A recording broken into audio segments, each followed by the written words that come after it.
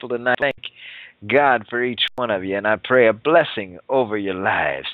Everybody's got needs right now. Bring your needs to the Lord tonight. Just bring yourself to Jesus. Hallelujah. And don't hold back. Woo! Give him praise first. Hallelujah. And then let him know your petitions. Hallelujah. I'm trying to write a sermon now about thankfulness and bringing our petitions before the Lord. Hallelujah. In Jesus' name. We love you, Lord, first and foremost. Hallelujah. Here comes the intro song. Praise Jesus. Amen. And they will say that things as they are not okay. When someone is missing, someone is absent. Yeah, they will say things as they are not okay. When someone is missing, someone is absent. There is coming a day when the bridegroom is taken away. Hey folks, Radio Preacher Man for Self-Reliance. These are hard times, and it could get harder. You've seen the droughts, you've seen the floods nationwide, worldwide even, so 7 billion people got to eat, so don't be left out with nothing to eat. Get yourself some victuals put back on the shelf. Now I got a product I want to tell you about. It's called Shelf Reliance, and this is good food. You can use it on a regular basis. Get you some dehydrated food, and you got some easy prep meats. They got vegetables and fruits dehydrated, ready to eat as a snack, or you can reconstitute them for your cooking needs. You can get grains, bread, milk, eggs. It's a full line of food products, even dessert, such as ice cream and fudge brownies. Hello. So check it out at radiopreacherman.shelfreliance.com. That's radiopreacherman.shelfreliance.com. It's also a wonderful business opportunity for those of you looking to do something with your lives on the side, or instead of being unemployed, or whatever your situation is, brothers and sisters. Things are not okay right now. Oh, things are not okay right now. Things are not okay right now. Jesus, things are not okay right now. Things are okay right now. Things are not okay right now.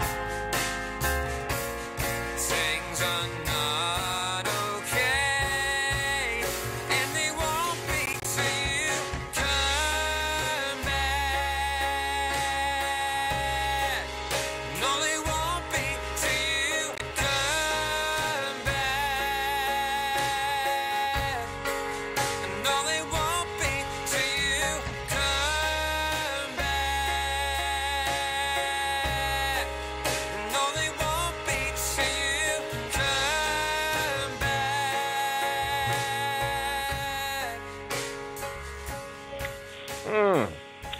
Oh, hallelujah, but they will be when we see him a-coming in the clouds and we hear the trumpet sound. What? Then everything's going to be all right. Woo, hallelujah, but for life. But we're blessed to be a child of God. Do you know how many people live without the peace that passes all understanding? The peace that you and I experience in our lives. Even in the midst of trials, we have peace.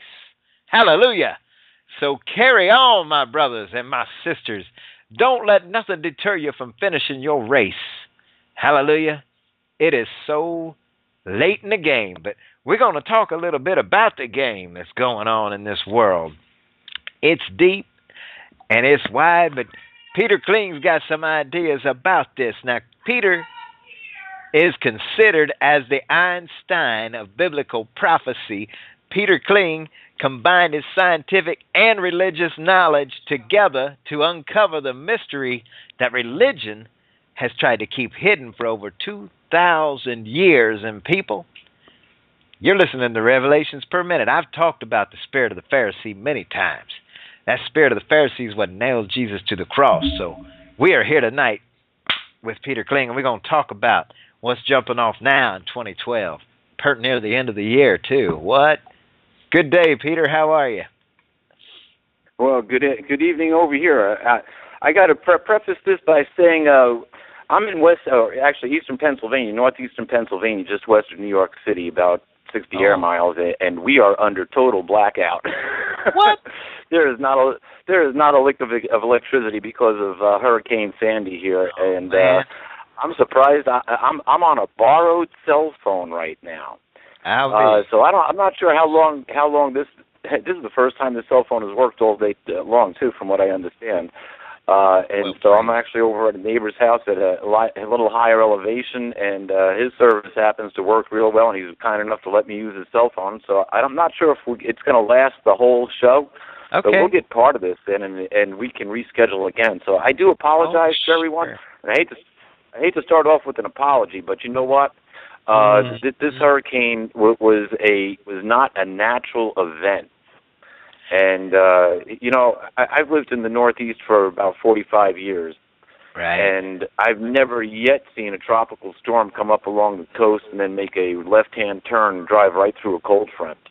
Usually, those cold fronts will push those tropical storms further out to sea. But how do you... And this storm made such an elaborate left-hand turn to come in off the ocean to run headlong right into a cold front. Now, if you haven't paid any attention to HAARP, H-A-A-R-P, do some investigation work, and you're going to find out all about it, because HAARP can control our weather patterns, and it certainly did control this one.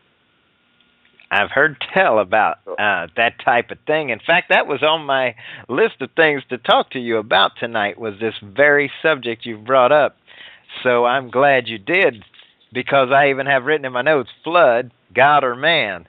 And that's my way of saying exactly what you just said. Is this flood something that was man-made, or is it the judgment of God upon our nation as we approach Election Day? But I'm with you a little bit. I was going to say,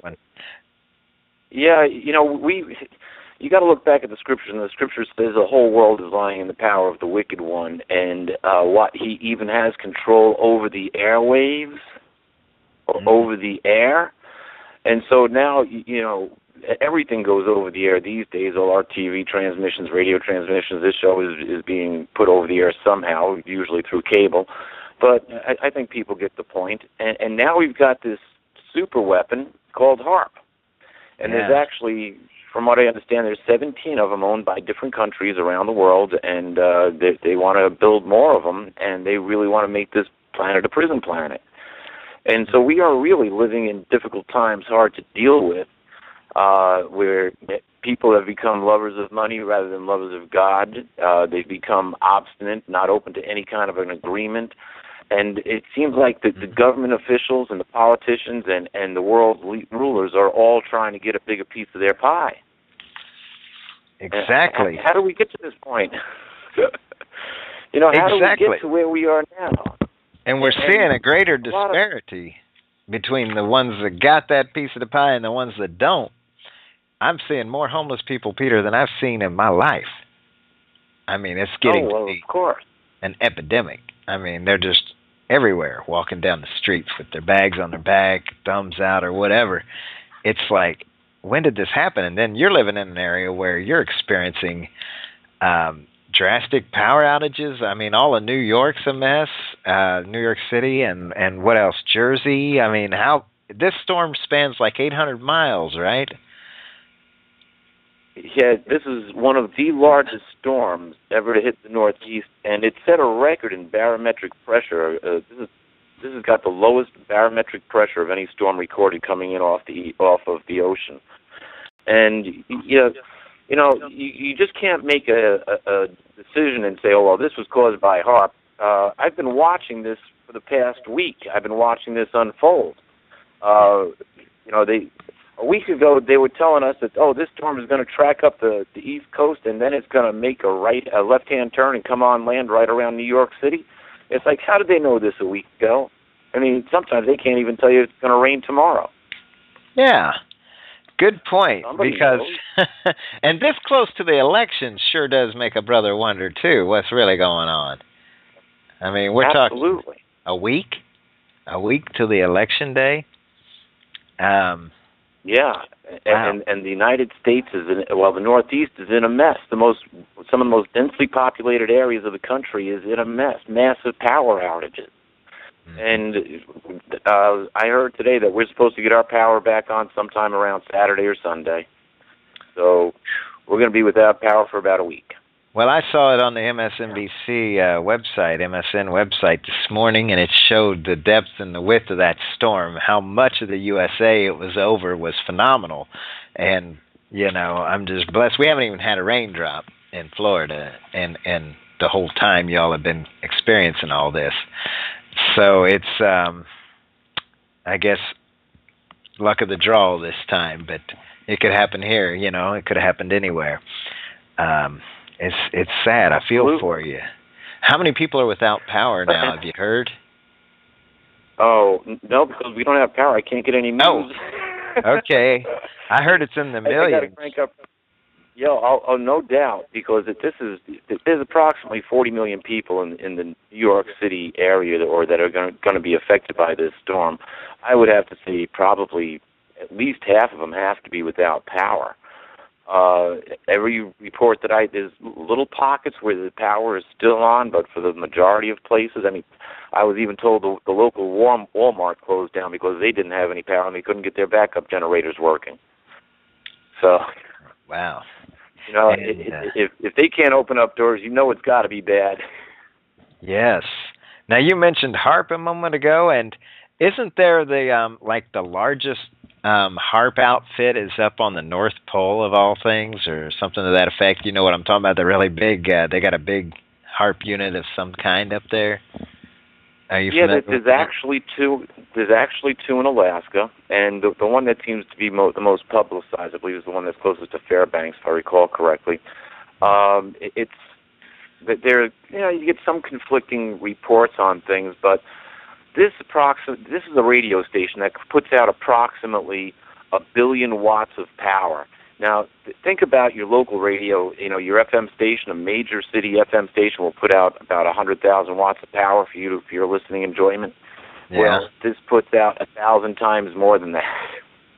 Well, is it supposed to go all over the world? Is that supposed to go all over the U.S. or what, with the emergency warnings or something? Or what's the purpose of HAARP? The real purpose. Well, what the real purpose is and what they're using it for may be two dramatically different things. What the actual facility is, it's a transmitter, so it'll transmit frequency, depending on where you want to put that frequency at, and it shoots a beam of radiation up into the ionosphere. It actually heats up the ionosphere and causes an artificial high there. And they can direct weather patterns by causing that artificial high. What happens is the low pressure front wants to funnel right in behind the high, and it'll follow it wherever they want to drag it to. So it's just a matter of changing direction or steering it where they want to go. Now, do they admit to all this, or is this just what you have found out through your own investigative research, Peter? A little bit of both. You can actually go online. You can find the HAARP website, which will show you the actual facility. It's owned by the Department of the Navy, and you can see pictures of it there. They explain some of what they intend to do. It's for high altitude auroral studies, and they're trying. They're not telling you what it's capable of. However, the scientists and researchers who know what it's capable of. The power of it was first discovered back in the early 1980s when they were looking for oil. And what they would do is they would have small machinery and they would beam down a radio wave into the earth and look for the returns coming back up. Yes, sir. And they found that when they hit the ground with about 2.3 hertz, they were setting off small earthquakes. And so wow. all you have to do is hit the ground and this is why that happens. On fault lines, when you have two pressure plates that are coming together, the frequency that occurs just before those pressure plates slip is 2.3 to 2.5 hertz. And so you've got, once it attains that frequency, those fault lines shift, those plates shift. It's kind of like, rubbing your finger around the top of a glass. All of a sudden it starts to squeak and you get a certain frequency because of the vibration. Yeah. It's the same type of thing that's happening. Those sound waves are hitting the fault lines, and it's causing them to slip because they're running at the same frequency. So there's a lot that it can do, and there's a lot that it's alleged to do. Now, one of the things that it's also said that can be done with HAARP is they can transmit actual sound waves directly to your head. So in other words, you would not hear these sound waves with your ears, but what actually happens is that your jaw picks up the vibration, and your jaw transmits the vibration into your eardrum, and that's how you're actually hearing it. It's by the vibration. Now, here's something interesting. You want to talk about a false antichrist showing up? Yeah. You can make a hologram using 3 lasers. If you shoot 3 lasers from each from a different side, you can produce what looks like a real image there. Now, it might fade in and out a little bit, but it'll look like a real image. So now we know that they have these flying chemical lasers, these 747s that fly around, that they said they can target missiles. If the missiles launch, they can target the laser on and shoot it out of the sky. Yeah. Well, right. If they can do that, then they can produce a hologram and transmit the word of Christ right to that hologram. Wow. And so people who see this apparition would actually think it's the return of Christ, and actually it's the Antichrist at work. How would you know? Talk about a deception. Yes. I'm sure there's going to be some elaborate things that occur at the advent of the Antichrist when he actually shows himself. And I noticed on your website, which is peterkling.com, folks, you've got an article there, or a little video rather, it's a long video, about Prince William as the Antichrist, future king of one world government, that you did with Alfred Weber. And wow, when I saw that, I immediately thought, Willie or Barry? Willie or Barry? Everybody says it's Willie or Barry, Well, but, when Jesus came on the scene, who came before Jesus? John the Baptist, you're right. And I've said that myself many times, Peter, that I think Obama's setting the pace for the Antichrist. He's shown the world that one man can be admired by different countries. Remember how before he even got elected, he was on world tour like a rock star, baby. Paving Absolutely. the way. Yeah, even when everybody thought when he was given the Nobel Peace Prize, everybody was like looking around saying, "What did he do?" Mm-hmm. What did this man do? Well, you see, that Nobel Peace Prize wasn't a prize; it was a mission statement.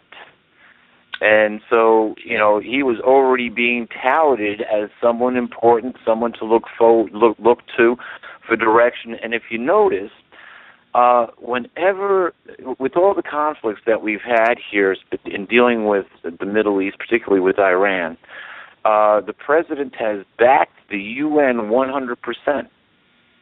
And you see, it's interesting. Whenever he gets on his UN bandwagon, he puts on a UN blue tie. You got to watch his ties. Kind of like this one. Oh my goodness. I got me a blue tie on tonight, but I'm not in support of anything except Jesus tonight, folks. But well, that's where it all comes down to. And you see, we're living in these last days, and it dawned on me, and it is kind of like where I all got started. I've got a very long history in Bible education.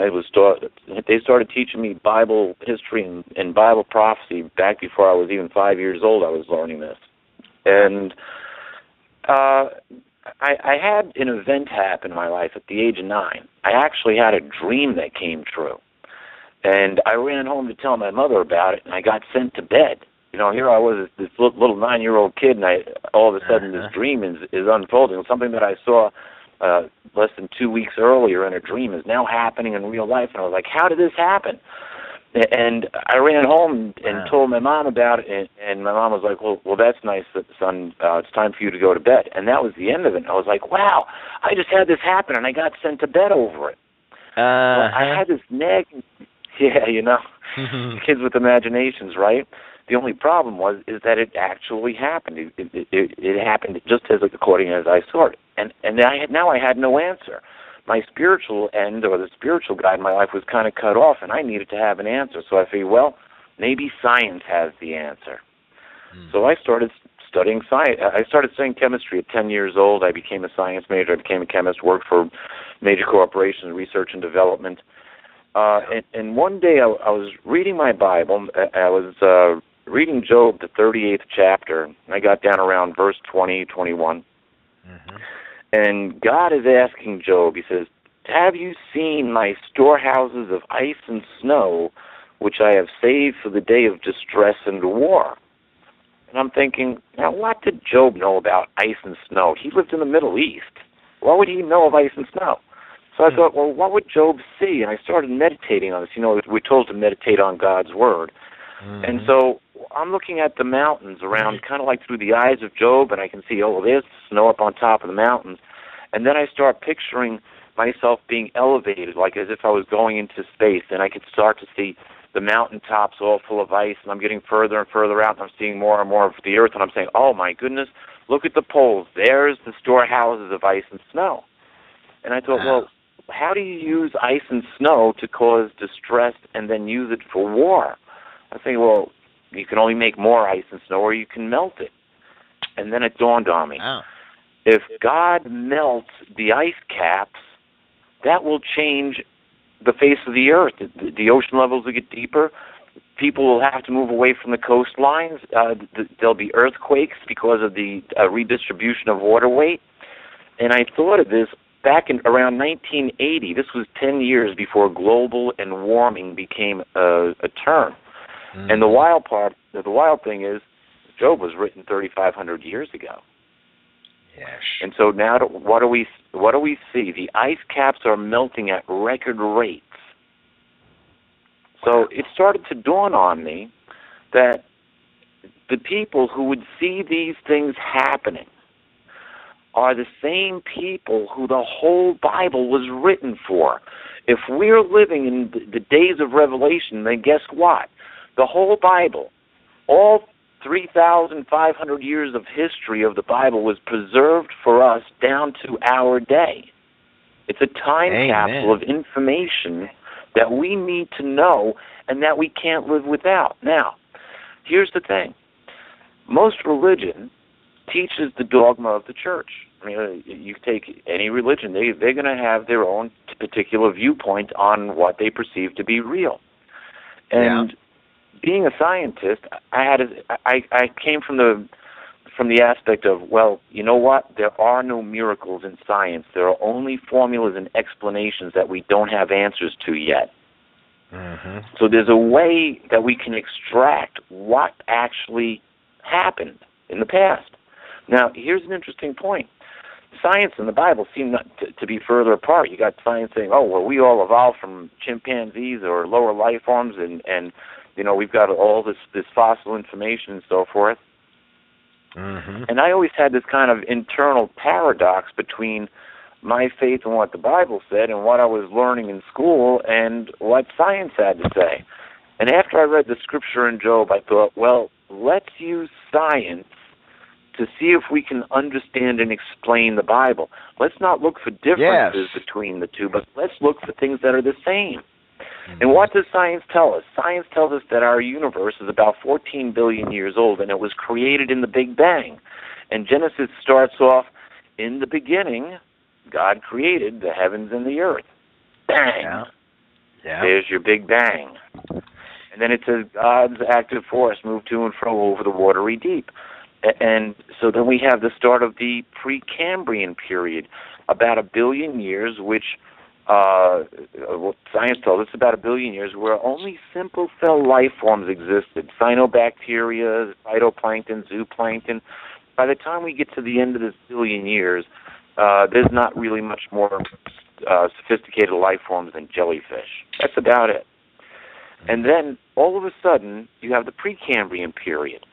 And now, you go back to Genesis. In Genesis, the first chapter, God says, "Let the seas put forth swarms of fish or life or souls, and let the earth put forth swarms, and let the earth put forth grasses and trees and vegetation of every kind according to its kind." And what we see is the Precambrian period, and there was more genetic information on this planet during the Cambrian period than has ever been on this planet before. There has been more variety of life created during that time than we have ever seen since. I don't know if you know what a trilobite is. That some people call it.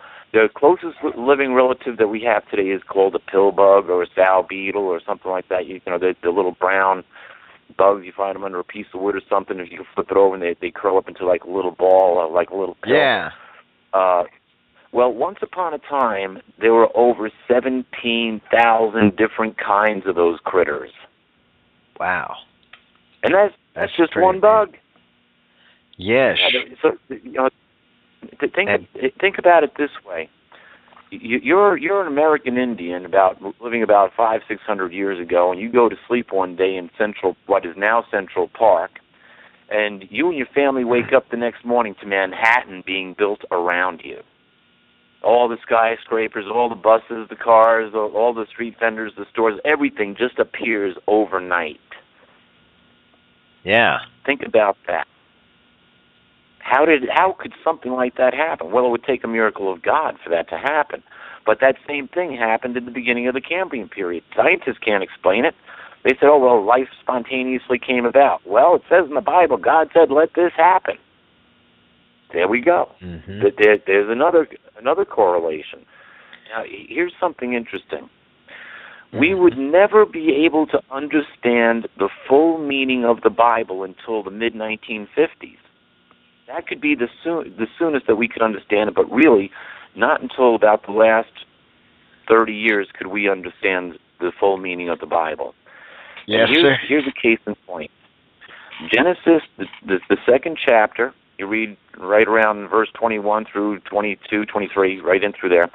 God says, it's not good for the man to be alone. I'm going to make a helper for him. So he causes a sleep to fall over the man, and he does what? He removes a rib. Yep. He takes a tissue sample, he closes over the wound, and from this tissue sample, he builds a woman, or he genetically engineers a woman from the tissue sample. We wouldn't call it create today, we would call it genetic engineering.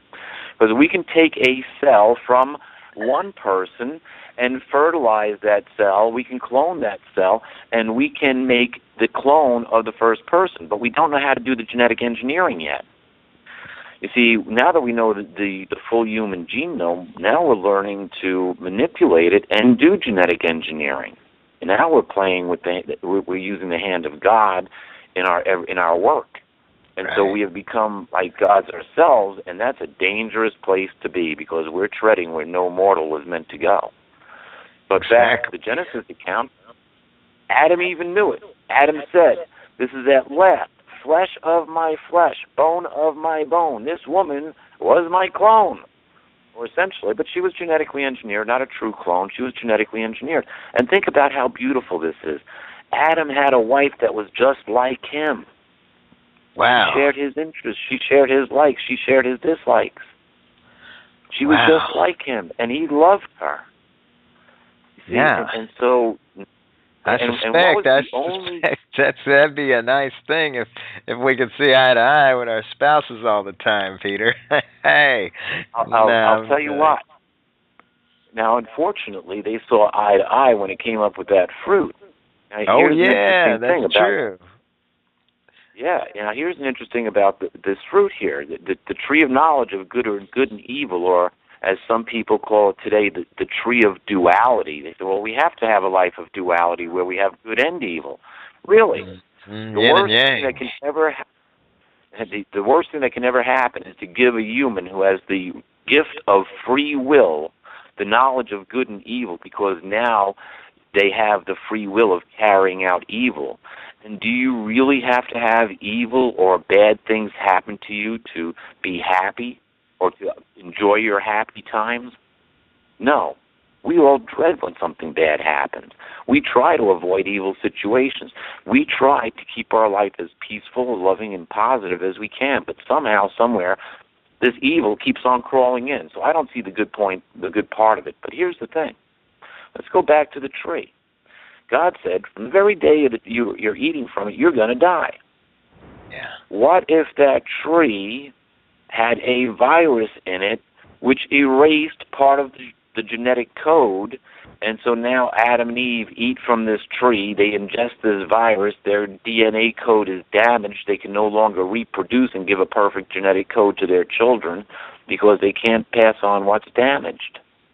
So it was a DNA alteration in the fruit, kind of like reminds me of Snow White when that lady comes with that really bad apple. Good analogy right there, and that apple put her into sleep for a long time until the prince came along. You know the story. But Absolutely. Yeah. Tainted apples, man. Right. One day before Halloween, man. I hope that don't happen to anybody. Seriously. Yeah, don't eat no strange apples, folks. Just go to the store and get your own, okay? You don't know what's in them apples. But Some hospitals you can take your candy to, or you take your fruit to, and they will X-ray it for you to make sure it is safe to eat, make sure nobody put anything in there or anything. But there's just so much going on in the world. We can't take anything for granted. We really can't. Yeah. And this was all foretold. It was going to happen. But now, so we see, when we go back and look at the Bible and look at what science supports what the Bible has to say, and the Bible supports what science has to say. They kind of work hand in hand. Albert Einstein said that science without religion is lame, but religion without science is blind. Yes, I've heard that. You put them both together, and you start to get real answers. So let's take a look at this a little deeper. In Genesis 1, it says that, in some places it says that God did something, but in other places it says that God said, let this take place. So God is giving an order. So Yahweh here is telling others to do something. So who's he talking to? Well, we know that there are other life forms in the Bible. There's angels, there's cherubs, there's seraphs, and there's an archangel there too. So there's 4 other different life forms besides human. Okay, all right. Interesting. Yeah. So now, here's something interesting. At the beginning of the 20th century, almost no one believed in aliens, and everyone went to church. Or just about everyone went to church on Sunday. Right. At the beginning of the 21st century, more people believe in aliens than believe in God, and less people go to church now than they've ever done before. Yes, that's a true fact. Churches are in decline, even as late as 1980. So we're talking, almost 3 decades ago, or maybe a little over, that there were 80 to 85% of the churches had plateaued or were in decline in their attendance, even 30 years ago, Peter. So where are we at now? It's bad. Churches are closing doors right and left. We got more missionaries coming into this country than going out. We used to be the place that sent them out. We used to be the country that sent out missionaries. Now other countries are sending them to America to save them heathens. There is one good thing out of all of this. And, you have to look at it from a practical standpoint. The churches aren't delivering the message that's in the Bible. The church saying, well, look, if you're good, you're going to go to heaven. If you're bad, you're going to go to hell. And we're all going to be raptured out of here anyway. But, those are more man-made than they are according to what's going on in the Bible. See, the churches have forgotten the greatest commandment. And that greatest commandment, when Jesus was asked, what's the greatest commandment, what did he say? He said, you must love Yahweh your God with your whole heart, your whole soul, and your whole mind. And the second like it was to love your neighbors as you do yourself. Well, now we've got militia groups that are ready to turn around and kill their brothers if they don't believe just like them. We got groups of evangelical people that have given up the faith and love, and would rather turn around and see those some people who don't believe the same way destroyed in war. You know, and so we're creating greater divisions. But what also is happening is that people are becoming aware of the love factor. People are becoming aware that we need to love our brothers and we need to love each other if we're going to make it through this. And people are becoming aware of the truth by means of radio shows like this show here tonight. And what does it say in Acts, the 2nd chapter, the 17th verse? It says, in the last days I shall raise up prophets among you people, not just God's servants, but among all the people.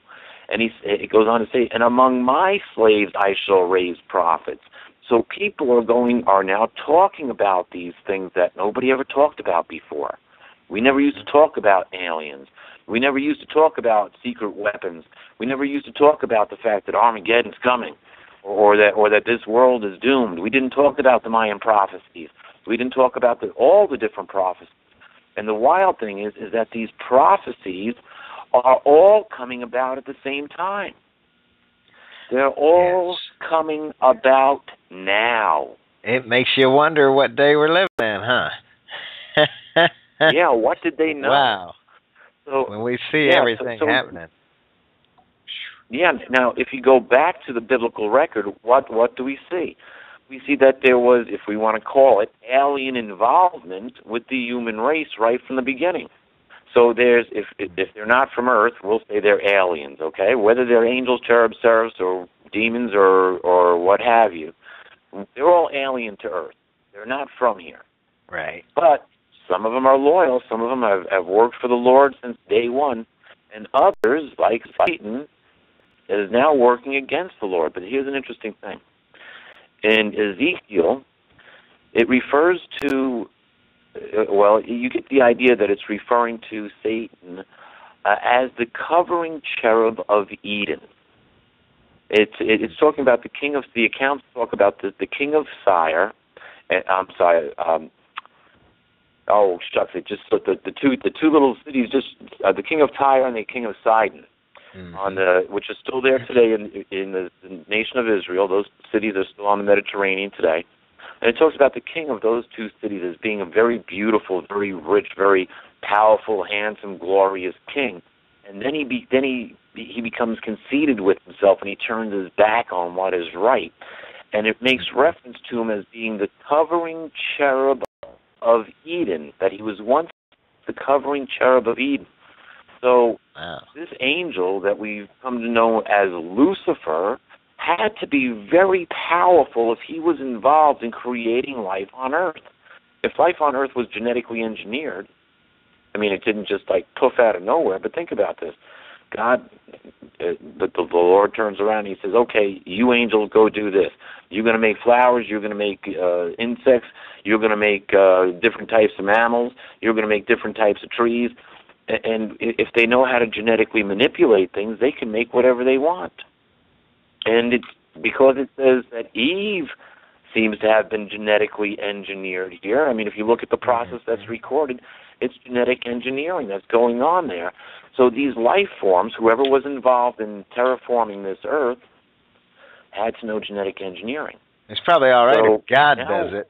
Hey, if God does the genetic engineering, you're going to get a good product, because women, they ain't all bad. I'll tell you what. Yeah. Go ahead. I'm sorry. Well, we know. We know by the account in Genesis before the days of Noah, or during the days of Noah, Earth women were so hot that the sons of the true God came to Earth and took wives for themselves. All who they chose. So that they fathered what the a good job. Nephilim. So God did a good job. job. To the book of Yep. So you go to the Book of Enoch, and it even gets into greater detail. The Book of Enoch names and tells how these fallen angels, it calls them the Watchers in the Book of Enoch. It talks about how they got involved in the lives of men and then or lives of women and men, the people back at that time, and then the damage that the Nephilim had done, and then when Enoch was taken, the Bible only says that Enoch was taken, but in the Book of Enoch, it's an interesting account. Enoch was taken by life forms, by the angels who took him. He said that these life forms could change from the form of fire and take the form of man and go back to the form of fire at will. So they can change from pure, what we could call pure energy, to the form of man and then go back to the form of pure energy. So that's kind of like to do that. Yeah, that's more of an angelic being type trick.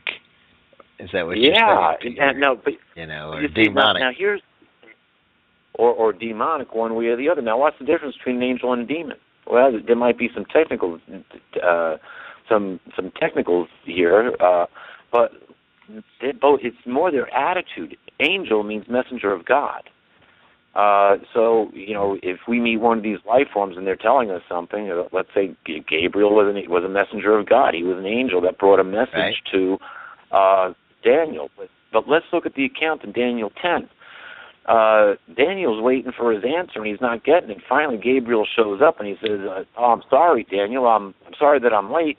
I had a wrestling with the Prince of Persia.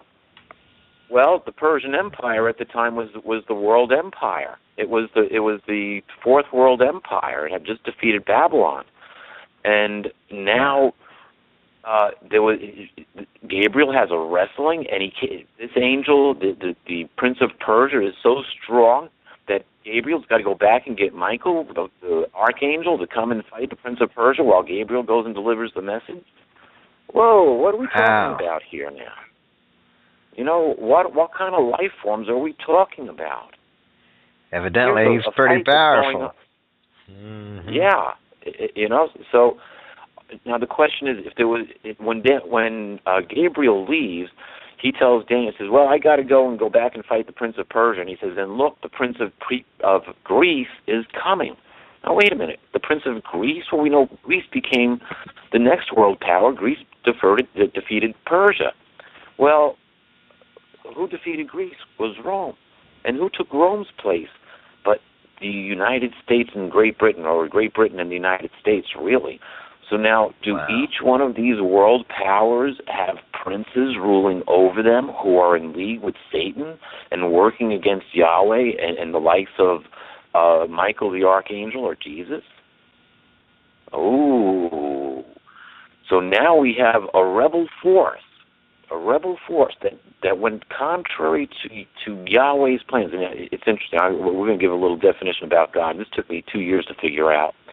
Okay. And this upset some people, and other people just go, wow, that's amazing. We know that you cannot create nor destroy energy. According to physics, the law of physics, you cannot create it nor destroy it. You can only change its form. And in Revelation, we are told by God himself, he says, I am the Alpha and I am the Omega. Before me nothing existed and nothing will exist after me. So now, wait a minute. If you can't destroy energy, you can only change its form. What was there before our three-dimensional universe? Well, you see, actually, our three-dimensional universe isn't really 3 dimensions. It's at least 10 dimensions. Because you get into string theory or M theory, and according to string and M theory, in order for our 3-dimensional world to be here, there needs to be at least 7 other dimensions plus the variable dimension of time. So that means there needs to be 10 dimensions. Well, wait a minute. Let's look at this. There needs to be 7 other dimensions besides the 3 that we live in? Yeah, like the spiritual number of God is 7. Right. Ooh. Right. And so for spiritual completeness, you need the number 7. Spiritual incompleteness, we are told, is the number 6, as in 666 in the sign of the Antichrist, right? Yes. And I forgot. the earthly complete number for man is 10. We have 10 fingers, 10 toes, and we count in base 10. And according to the Bible, there were 10 virgins in the bride class. 5 of them remained wise virgins, and 5 of them were foolish virgins. But it's always the number 10, which is for earthly completeness.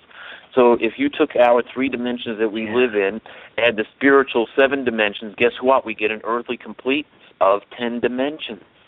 Okay, let's go back to creating and destroying energy. Now, if nothing existed before these 10 dimensions, and we know that there's 10, because in order for us to be here in the 3, there's got to be that other 7.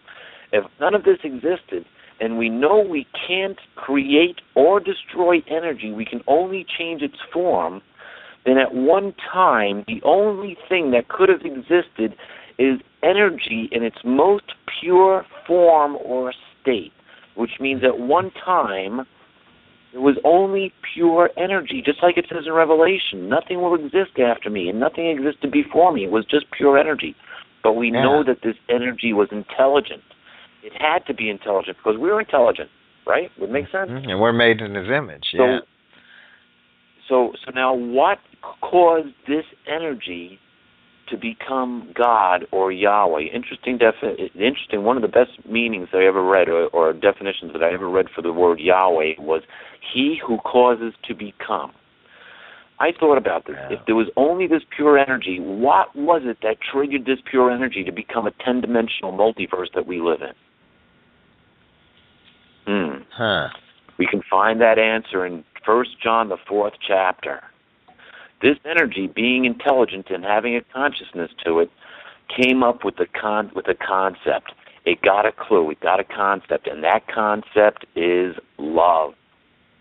God is love. Now think about this. Love. It works on so many different levels. We love to love others. We love to be loved. We can love our house. We can love our car. We can love our dog. We can love our kids. We can love our parents. We can love our grandparents, our aunts, our uncles, our relatives. We can love that significant other in a romantic way which no one else can. And we never get tired of loving. And those who become aware love God. Isn't that interesting? Isn't that interesting? Those that become aware love God. I like that. Yeah. You see, you have no choice. If you're going to love yourself, and you're going to love your wife, and you're going to love your kids, and you're going to love your dog, and your grandparents, your extended family, if it all comes from this same energy, and it was love that transformed the energy, well, guess what? This is going to blow some people's minds.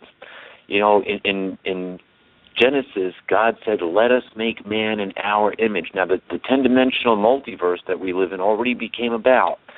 And what is the image of God? Is it the physical world that we live in? Is it the heavens, the stars? Well, it has to be everything. And string theory says that these other 7 dimensions are smaller, so they exist within the 3 dimensions that make up our world. So, in essence, we are in God, and God is within us, literally. Amen. This may be a hard thing to understand. But now, here's something to think about. In Genesis, it says, let us create man in our image. Well, does God look like a human? No. The image of God is pure energy. Now, what about humans is pure energy? It's our soul. And so there it says in Genesis, the 9th chapter, the 5th verse, from every living creature I shall ask, and yes, from man himself, when he dies, I shall ask back his soul. And it's our soul that is created in the image of God, our life force, our inner workings. Our physical body is a result of living on planet Earth. I'll give you an example. If we lived on, let's say, Mars, which has less gravity than Earth, we would be much taller because we wouldn't have the 14 point whatever it is pounds pushing per square inch pushing down on us, so we would grow taller. If we lived on Jupiter, which has massive gravity compared to the Earth, we'd be little guys. We'd be running around. We wouldn't be any bigger than the size of rats. Wow. But that would be, and we would still look like humans. But that's because of the gravitational forces that are at work there. So our body, our physical body, is dictated by the fact that we live on this planet. Guess what? If this was a water planet, if there was no land, we couldn't exist as we do now. We would have to look more like a fish or a mermaid or a merman, because we couldn't exist in this form. There's no way that we could. And just think, if you had to tread in water all day long, everybody would die by the end of the day. But oh dear, that's cute. So it's not our physical form. It's our spiritual form that is made in the image of God. Hence, we are part of God, and God is part of us, and so is everything else. That means that everything in existence was made in love. Think about it. If you built your own house as a shelter for your family, this is a loving act to provide shelter and a home for your family. The earth is our home on a bigger scale, and we don't really need houses. We don't really need, we can kind of, if we became nomadic again and we could move to the different parts of the earth, just like the Indians did for centuries, move back and forth wherever they needed to go on by the seasons. They were nomadic. They went and they hunted and they fished and they gathered in different places, and they lived here for thousands of years doing that. Or we could become farmers and settle down, whichever you want to do. The earth will provide. But think if the earth was perfect. And you see, what God wanted done in Genesis. Right. Go ahead. Sorry. Well, I was going to say, he created everything for his pleasure as well. We comment on how you said everything was made in love, and God is love, and he created everything for his pleasure, and coincidentally for our pleasure, as we're his created beings. So I was just tossing that in as a side note to what you were saying earlier. But go ahead with what you were saying next. I'm sorry. Well, you bring up a good point. You see, if you go along with the creation story, which I prefer to believe, and I'd rather believe that there was an intelligence, whether our physical form was genetically engineered or whether, exactly how it all happened. We don't know. And that's one of the problems with the Bible. It's a need-to-know book. It doesn't tell us all the extra history that happened before us. It just tells us what we need to know. Right. And by by learning what's in there, we can find all the answers that we need. But you raise a good point. You see, God, and you got to love this. If you're a grandparent, you're going to love this. You've got your house, which you raised your kids in. If you have a traditional American family or a traditional family, that doesn't have to be just from America, but any part of the world. They have their home where they raise their kids, and now the grandkids come back. Maybe you put a swing set up for the grandkids, or you put in a swimming pool for the grandkids. Why? Because you love to see them play. You love to see them have a good time. And you buy them presents, you wrap them up, you give them to them. Why? Because you wanted to spend your money? No. Because you want to see the reaction on the child's face when the child tears apart that box and gets into the present and says, "Oh, Grandma, Grandpa, Mama, Dad, this is just what I wanted." And you love to see the joy and the happiness on their face. Why? Because it gives us joy and happiness, because there's more joy in giving than there is in receiving. Mm-hmm. But, yes. Let's take a look at what's going on in the world. We see man's inhumanity to man. We see the earth, Mother Earth herself, actually being raped by the corporate empires of this world. We've seen disasters like what's gone on in Japan with Fukushima. That thing's been a radioactive portal for a year and a half. That thing's done nothing but belt out radioactive material into the atmosphere, and it's literally killing people right here in the United States. It's killing people all around the world, and the governments are hiding that from us. Right. They're not telling us this. I'm sure. They're spraying stuff in the atmosphere. People talking about chemtrails more and more. Well, just the particles that come out normal jet exhaust aren't good for you. Go stand behind a jet and breathe in the exhaust fumes. See how long it takes for you to turn around and get sick. Mm-hmm. And yet, not this week because of the hurricane, but typically on any given day, there are about 5,000 jets which fly over the United States, commercial airliners. Mm-hmm. So think of all that pollution, all that stuff being put up there. So the earth is being ruined. And again, in Revelation, it says that God will bring to ruin those ruining the earth. Never before, until this generation, never before did we have the capability of destroying the earth by atomic warfare.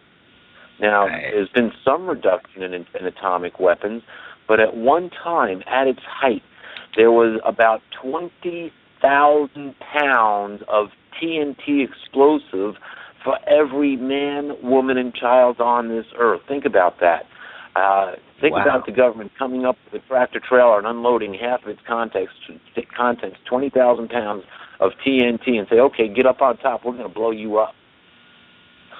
Well, not only going to blow the person up, you're going to blow up a whole neighborhood. Yeah. 20,000 pounds explosive power for every man, woman, and child. Is this God's love, or is the world in the power of the wicked one? Oh, it definitely is, I'd say, right about now, Peter. Sure, you're right. But getting back to what you just said, too, about the need-to-know book, how the Bible is a need-to-know book, I like that. But I think that kind of builds our faith, you know, when we don't have every detail. If I gave you a clue here, and you know, kind of like a scavenger hunt, well, I'll tell you, this is, I spent a 35-year scavenger hunt going through the Bible to dig all this stuff up and then try to make, you know, not just the spiritual end of the Bible, because you can't beat the message that's delivered there. And we need to pay attention especially to what Jesus said, because, you know, we've got the whole book, the Old Testament and the New Testament, but we've got, we need to pay particular attention to the words of Jesus, especially when he told us about the greatest commandment, to love each other. He even gave us the parable of the Good Samaritan, where now the Samaritans and the Jews hated each other. And yet it was a Samaritan who turned around and helped this Jewish man, binding his wounds and taking him to an inn and even paying for any kind of additional medical expenses that would be incurred. That's how we have to be toward each other. It's not lock and load time. It's give each other a hug time. Amen. Because if we're... You know, I just can't get behind people who say, get out your weapons, get ready and lock and load because we're ready to go to war. Wait a minute, who are we going to go to war with? Ain't nobody invading us. You know what? We're supposed to love our enemy. Well, what? That's what it says. And if you love your enemy, guess what? They can no longer be your enemy. Yeah, that's true. Not for long, you know. But how do you love, like, say, Israel's situation where they're surrounded on every side by people that have sworn to kill them? You know, I saw something that really touched my heart, and this really came to me. The president of Iran last month came to the United States to speak at the United Nations. Now, a lot of people saw that. It was covered in the news, and he got all sorts of different comments about that. But what people didn't see is that in a small meeting afterward, a group of Orthodox Jews from Brooklyn, New York, met with the president of Iran, and they gave him an award. And you can find this on YouTube or on Google search. Go. Don't take my word for it. Go look up everything that I say. So this way you learn it for yourself. If you just say Peter Kling said, well, that and a subway token will get you on a train. But if you do it, if you look up the information yourself, then it'll be embedded into your mind. Now, here's the thing. They had a whole room full of when I say whole room full, it was probably somewhere between a dozen and 20 Orthodox Jews who gave the president of Iran an award for being a tolerant person and for supporting Judaism in Iran. And when they left, all of them hugged and kissed the president of Iran. You know, the traditional Middle Eastern kiss. They at least shook his hand, or they at least they nodded and bowed before him before they left. Now, wow, I have a friend of mine. Didn't know that. I have a friend of mine. Yeah, a friend of mine. His name is Vahid Kamal. Vahid, his mother is Jewish, and his father is Iranian. And this is about 10, 12 years ago. This is just around 9/11. Yep, Jewish and Iranian. I said, he goes by his Israeli name, Josh. I said, Josh, what's really going on in the Middle East? He said, Peter, it's all politics. He said, it's all politics. He said, the Jewish and the Islamic people have lived together in peace for hundreds and thousands of years. He says, we've never had this type of a situation. We've always gotten along. He says, this is all politics. Ah, politics. Who controls the politics of the world? See, now this sets us on a whole nother course, and this brings us back to the need to know of the Bible. Let's go back into what Jesus had told us. He talked about the end of the Jewish system of the first century, and the things that he talked about also apply to our time today. Now, interestingly enough, in Matthew, the 24th chapter, most of this is recorded. Jesus' disciples, get him on the Mount of Olives, and they say, Lord, tell us when you're coming back. And, what are going to be the signs? And he said, well, there will be earthquakes in one place after another. There'll be food shortages in one place after another. There would be wars and rumors of wars. And he said, all these things you're going to hear about, but don't be frightened yet. There's more to come. And then he goes on and he talks about all the different things that we're going to see. Now, what we see here, interestingly enough, the point of earthquakes, while Hurricane Sandy has been being manipulated on the East Coast, what most people have kind of missed is that there was a 7.7 magnitude earthquake last Friday evening or early Saturday out on the West Coast of Canada, and it wasn't just a 7.7. Now, that's a fairly decent-sized earthquake. Now, before I lost my internet, I went and checked, and people who still have power who are listening to this show, you can go and you can check. You go to the USGS, United States Geographical Survey, and you can go see the earthquakes for the last 7 days and go out and take a look at this, where the 7.7 earthquake was off the coast of Canada, north of Vancouver Island. And you'll find that there are actually 70. When I last looked, there were 70 earthquakes in that area that happened in the past several days. Wow. 70. Not just one of 7.7. Hey, isn't that interesting? That's a God number. Yeah. Spiritual completion is 7, you told us. So 7 times 10 is 70. Wow. Yeah, and how many times are we supposed to forgive those who injure us? 7 times? No, 70 times. 7 times. So, here we've had 70 earthquakes in this one little area in about 48 hours. Wow. Now, that's not good. I mean... think about that. It wasn't just one. It was 70. So the earth... Now, if that's not an earthquake in one place after another, right after the other... Now, the same thing happened out in California last month, down toward the Salton Sea. They had over, and California went nuts. In California, they had over 600 earthquakes in a week. Yeah, I heard that. At one time. Sure. Wow. Yeah. Okay, so we got what Jesus said about earthquakes in one place after, and those are just the ones that you hear about. There are approximately 7,000 earthquakes a month going off around the world that people just don't have any clue about. Wow. Most of them are small. They're not major.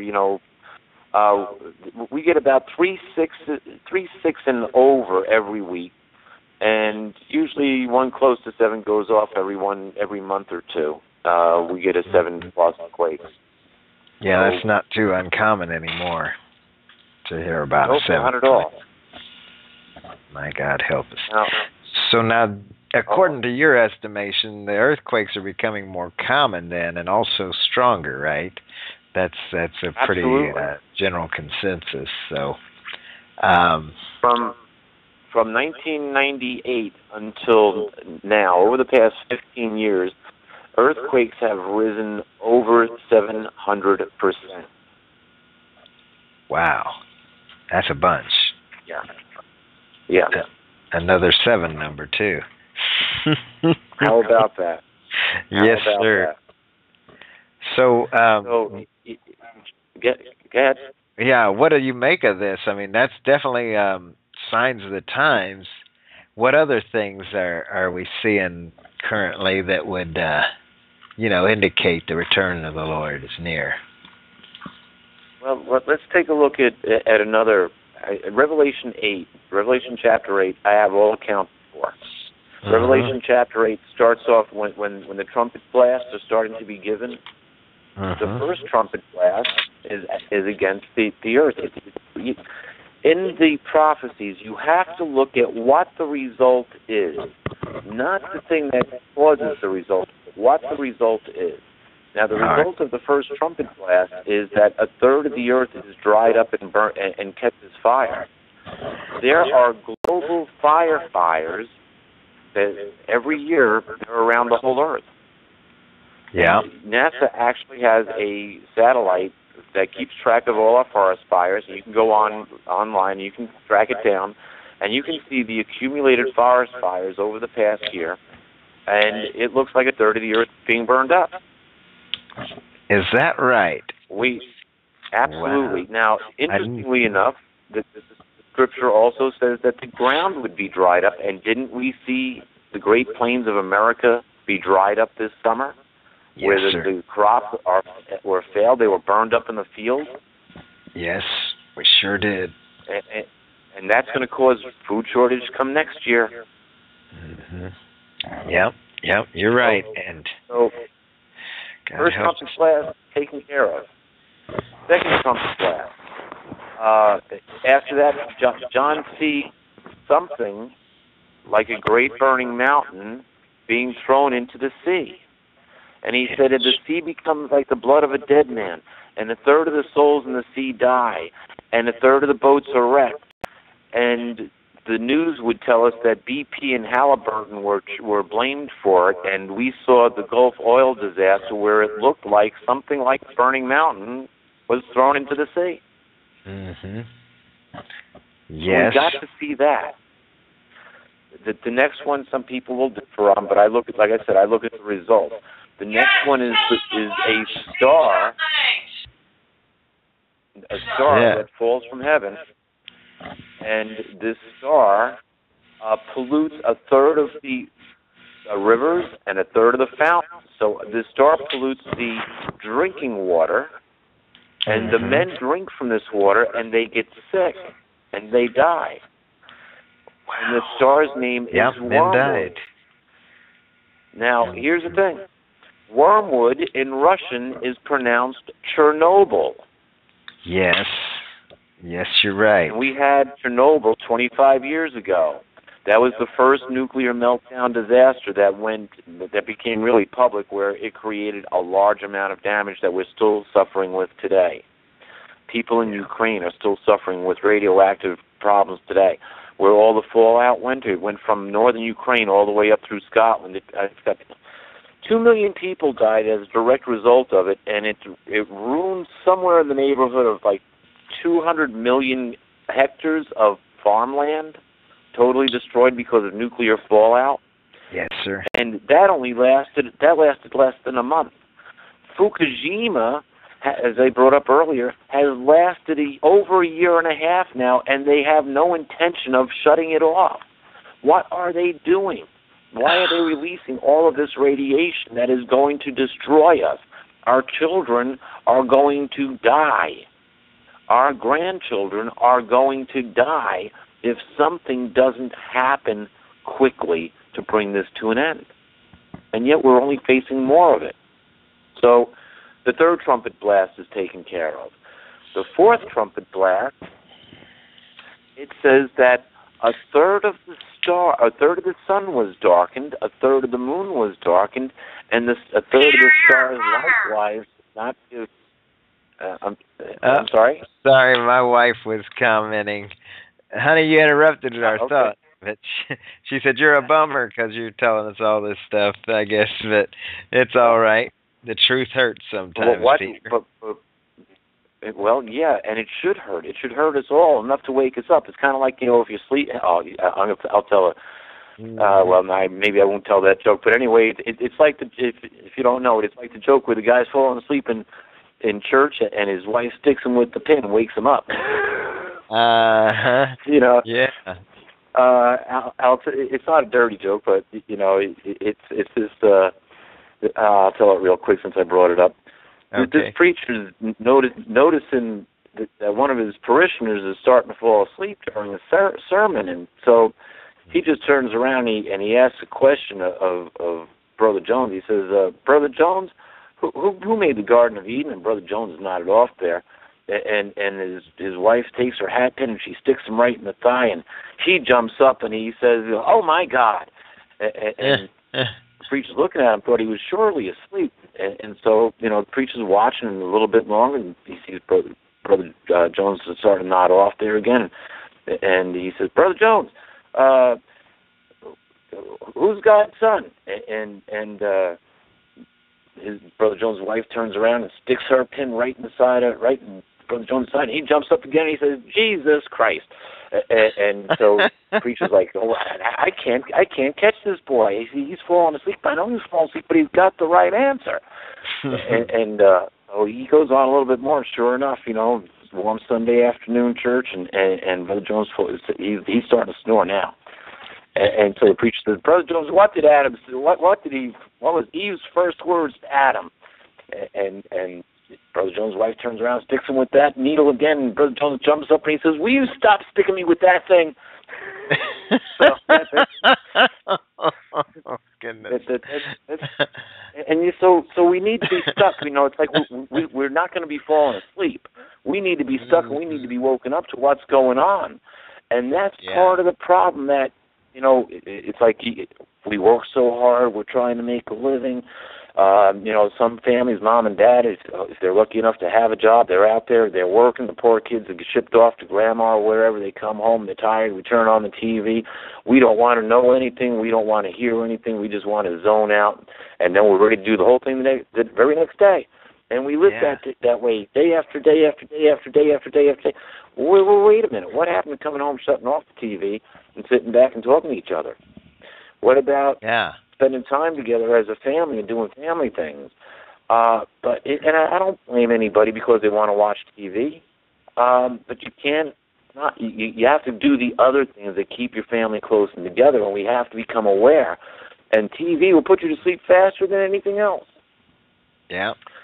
It'll also wake you up if you leave it on in the middle of the night too, when the commercials come on. Yeah. The commercials are always louder than what was on, you know. Oh dear.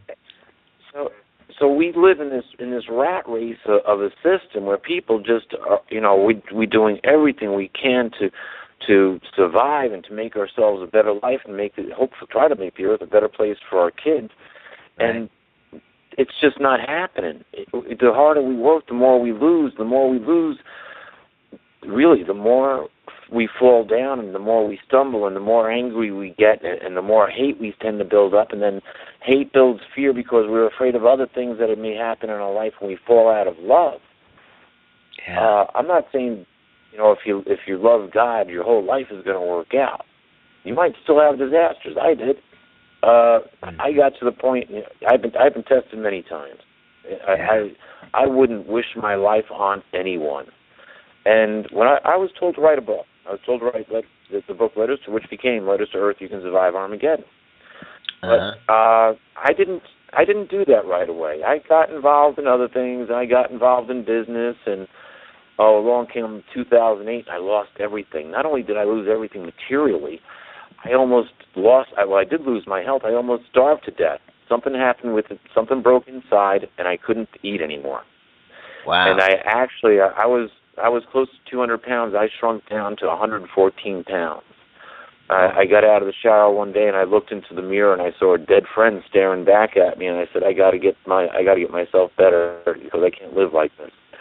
And after it was all over, I was left with literally nothing. It took them 4 months to figure out why I was losing so much weight. You know, when I finally did get back to my doc, I had to change doctors and go to a whole group of doctors for them to figure it out, and they started testing me every way that they could. And they finally, after 4 or 5 months of testing, came up with the fact that I needed an operation. Okay, well, that has helped, but it hasn't solved the problem altogether. But life goes on.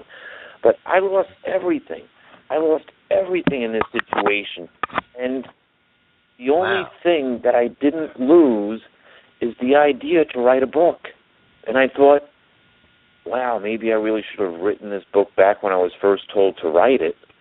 And maybe none of this other stuff would have happened, because I would have gotten involved in doing the Lord's work as opposed to getting involved in doing my own work. And so for the next year, I recovered both physically, and I wrote the book. I wrote Letters to Earth You Can Survive Armageddon. And, I haven't made any... No, as a matter of fact, I would have made more money as a greeter in Walmart, because people like to have their ears tickled and they don't want to know the truth. And they'll learn the truth if they read Letters to Earth You Can Survive Armageddon, because we can survive Armageddon. But we need to be woken up to the things that are going on in this world. If you are asleep at the switch, expect disaster. But if you are expecting disaster to happen, there's no way you're going to be asleep at the switch. And aren't we told, when we see these, first of all, we're told to stay awake. He said, I'm coming as a thief in the night. As a thief in the night. You're not going to know, so you need to stay awake. And when you see these things happening, we're told to stand up, lift our heads erect, or lift our heads up and stand up and get ready to leave. Now, get ready for what? Get ready for the second coming of Christ. Get ready for this coming. Get ready for the change in paradigm. And you see, now we know why Exodus was written. Look at the back of your money. Look at the back of your dollar bill. What do you see on the back of your dollar bill? You see, everybody see a pyramid there? Yeah. So who's ruling over us? Must be the Egyptians if we got their pyramid on our money. Yes. Think about that. And what's that above the pyramid? Oh, isn't that the Egyptian god's eye, Ra, the all-seeing eye above that? So aren't we essentially under the control of the Egyptians? Are we not God's people under the control of the Federal Reserve Bank of New York and the people who own them, who are actually the major situation? And here comes the first force in the Antichrist. See, Antichrist, by definition, is anything against Christ. Yeah. Anti-Christ. I'm against Christ. Who would be more against Christ than the Zionists in the Middle East? You see, the Zionists are looking for world control. And that's where the political problem is coming in the Middle East. It's between the Zionists that are ruling the world and the countries, and they're doing it through the banking system. Right. They're doing it through the banking system.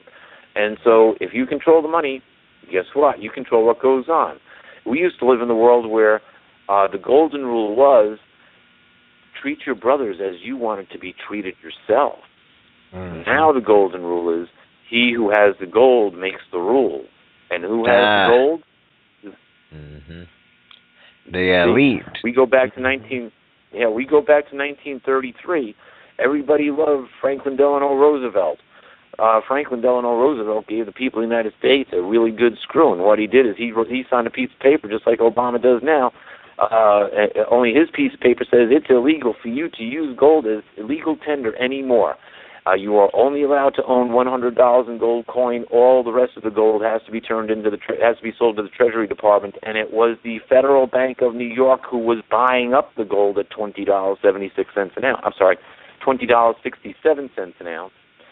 And they bought up over 500 tons of gold. They emptied the Americans' pockets out. Yes. 500 tons. They paid about $380 billion in gold, in cash, is what that gold cost them.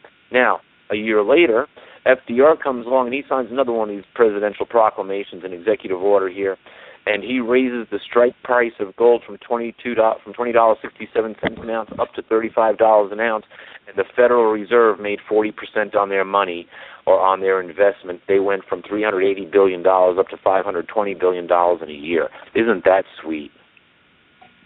Yeah. Now we just go further in debt every year, huh? Yep. Wow. Yep. And when the Federal Reserve Bank of New York came into existence, we owed them nothing. Now we owe them over $16 trillion, and they got all of our gold, too. So, wow, we really got it this time. Maybe the Bible repeats itself. The stories of the Bible tend to be played out over and over. As you just mentioned, I had never noticed that before. Another double, the Exodus, and how that we are now, like the Israelites were when they are in captivity to the Egyptians then for over 400 years. Wow. Yeah, absolutely. So we're coming to a point here. Now, what happened in Exodus? Well, eventually, let's see, the 10 plagues that happened. Mm-hmm. Yep. Well, we went right down. We had all 10 plagues. Now, here's the thing. When Moses first went to Pharaoh, he brought a message. He said, Yahweh said, let my people go. And Pharaoh said, who is this Yahweh that I should let him go? Whoops, big mistake, Pharaoh, because you're about ready to find out. Here come 10 plagues. Well, we go to Revelation. We got trumpet blasts, 7 trumpet blasts. We've got 7 bowls of anger. And we've got Armageddon.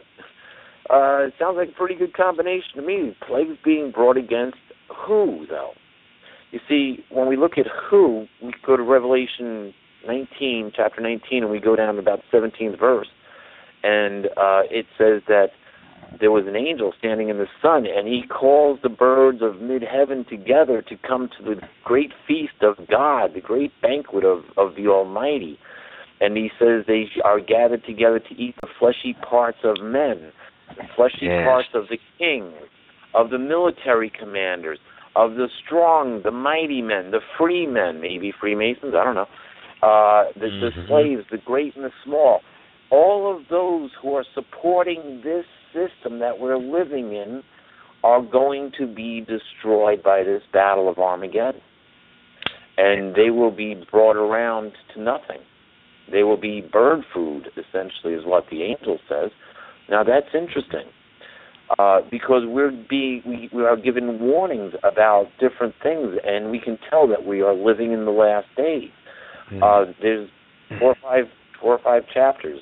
The one I like pretty well sits in Acts. Well, there's one in Acts and there's one in Revelation, but it also speaks about it in Matthew, where it talks about the sun being darkened and not giving its light, and the moon being turned to blood.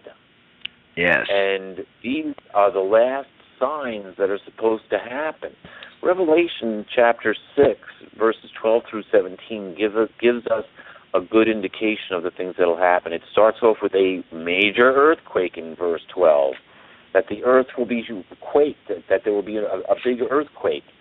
And then it goes on to say that the sun will become dark as sackcloth of hair, and the moon will be brought to blood, and that the very stars would fall from the heavens themselves, just as when an unripe tree, when a fig tree casts its unripe figs in a windstorm. And it goes on and it says, and every mountain group and every island will be removed from their place, and that the heavens would be removed, just like a scroll. Think about when you open or close a scroll. As you close the scroll, you can no longer read the words. They all kind of disappear together. Well, picture something passing by us in the sky where all of a sudden all the stars are being blackened out. What could be creating this? What could move the mountains? What could remove the island groups themselves? And then we have a story about Planet X or Nibiru. So could this be the last sign? When we go back to Malachi, now, interesting thing, Planet X, now, we're going to jump to Acts first. Acts 2 says, as these things are happening, when we behold these things, it also says that God will give us portents in the heavens, or it will give proof in the heavens above and signs on the earth below. So there's blood, fire, smoke, mist. The moon, the sun will be darkened, the moon will become as blood before the great and illustrious day of Yahweh occurs. And it goes on to say, all those who call on the name of the Lord or on the name of Yahweh shall be saved. Wow. So there's a direct connection. We've got to know God's name. It says that over and over and over again in the Scriptures, and here's the problem. See, most Bibles don't have God's name in it anymore. Most people loved King James Version. King James Version, when it came out, was the most modern Bible around, and it was a Bible for the people. That's why everybody's used it. Before that, if you had a Bible, pretty much before the King James Version, if you owned a Bible, the Catholic Church was going to burn you at the stake for owning it. That's just the way it was. They were nasty about that. Absolutely. They didn't want you to find out the truth. They didn't want you to find out what was written in the Bible, because if you could read what was written in the Bible and you could understand it, guess what? You would figure out the truth. And that's where we are today, is in figuring out the truth. Everybody can own a Bible. I've heard so many people say, oh, the Bible is written by men. Oh, the Bible was twisted. Oh, the Bible this. Oh, the Bible that. You know what? If the Bible has been messed up that much, how could I figure out all this stuff just by reading what's in the Bible? Right, and I've heard the King James Version is very close to the natural scrolls and manuscripts that they have found. It's very, very, very, very accurate translation. And men who made the copies by hand, they were very careful. I mean, you were talking about the Word of God, so you're going to make sure that every jot and tittle's in place, you know, when you're making a man-made copy. The only thing that they did, and this was by order of the king, what they did is they felt, and this is probably leaked over from the Jewish belief, from the Hebrew belief, they felt that God's name was too holy to say, so they took out the name Yahweh or Jehovah over 7,000 times. So, wow. and that was replaced with Lord or Lord God or God. So most people today who read the Bible have no idea what God's name is or what it even means. So, you know, wow. You read the 91st verse, the 91st Psalm. That whole psalm is talking about developing a relationship with God, developing a relationship with Yahweh or Jehovah, loving our God, seeking Him as our rock, looking to Him for protection. And in Psalms 91, verse 7, it says, 1,000 will fall by your very side, and 10,000 at your right hand. But to you no harm will come. You will merely observe the retribution of the great day of the Lord Almighty. Wow. Isn't that interesting? When you read down a little further, it says, because you put your faith in Yahweh, that He will send His angels that you should not even stumble your foot upon a stone. Amen. And so once you make that connection, now that keeps on working out over and over. And by removing that God's name, now, well, if you don't know God's name, who are you going to call? God's name is not God. Right. There are lots of gods, especially when you get into the Hindu and Buddhist religions. The Hindus have several 100,000 gods that they give credit to.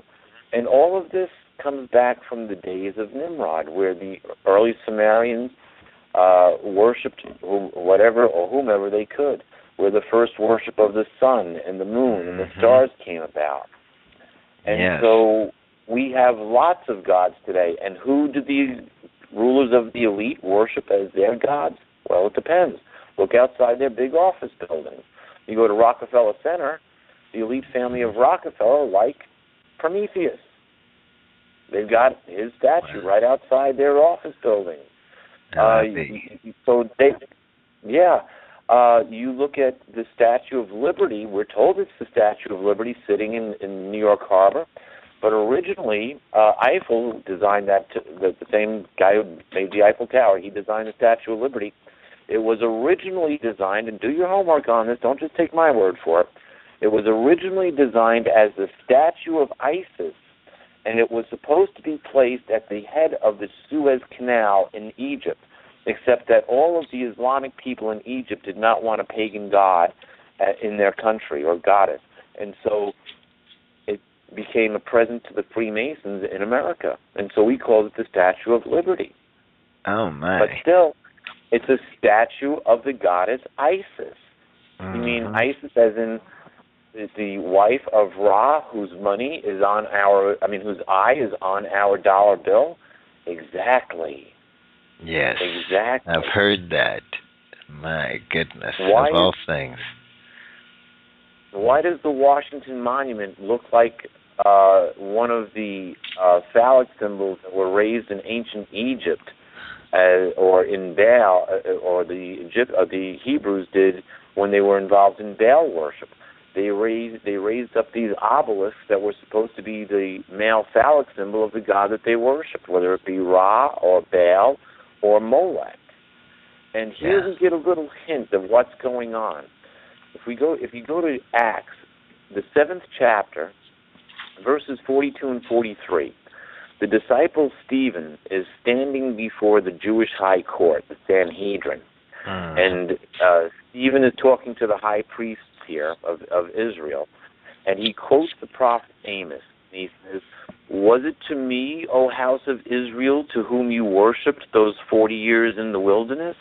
No, it was to the tent of Molech and the star of the god Raphan, to whom you worshipped and to whom you made idols. And for that I will send you far away past Babylon." Now, around 600 B.C., that actually happened. The Babylonians came in, they conquered the southern two-tribe nation of Israel, and they hauled them off to Babylon. After the Medes and Persians destroyed Babylon, the Jews were repatriated back to Israel, and they built the temple again. Well, what happened after Stephen said what he said? General Titus came in the year 70, and he laid waste the city again. Mm-hmm. And he took, he caught the city with about 2 million people in it. He caught it during Passover, when everybody came to Jerusalem to celebrate Passover. Out of 2 million people, only about 90,000 survived. The historian Josephus Flavius said that Titus took about 90,000 Jews back to Rome. Now, that's not the end of the story. Who were the ones that were taken back, though? If you look, they were the ones who were... are we still on? Yes. Hello? Oh, we're still together. Yeah. Good. Everything got really clear. I've heard a lot of static, and then all of a sudden all the static went away. So I thought, oh, either lost signal or we're still together. I'm amazed at the cell phone. Cell phones haven't worked all day here. I'm amazed that it came on. This must have been God. God was looking out for this show tonight, because this is good. I'm not going to argue with that. I'm taking notes and everything as fast as I can. So let's take a look at what actually happens, though. By the end of the 1st century, most of the Jewish nation, or the Hebrew nation that was taken as captives back to Rome, they became free, and they assimilated themselves into the European society.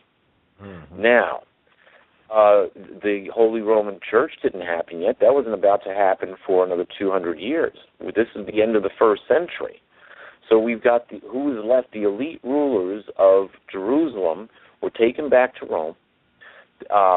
Within the next 30 or 40 years or so, most of them have bought their way out of slavery. The oldest Jewish settlement in the world is actually a suburb of Rome. It's been there since about 200 B.C.